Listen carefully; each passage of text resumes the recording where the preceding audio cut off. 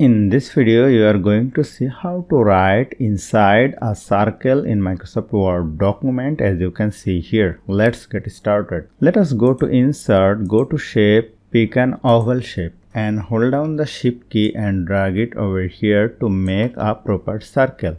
Now if you want to write inside it, click on Write button, click on Add Text. Now write text. Now if you want to change the fill color, click on over here, go to Shape Fill, make it no fill color. So the text is not visible, just select it, go to Home and make it black color. You can make it bold.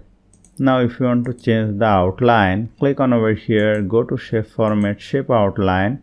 You can change the outline color or you can change the outline white from here. If you want to give another fill color, go to Shape Fill and select the fill color. So hope you found this video helpful. If you like this video, please share this video with your friends and family. And don't forget to subscribe. Thank you.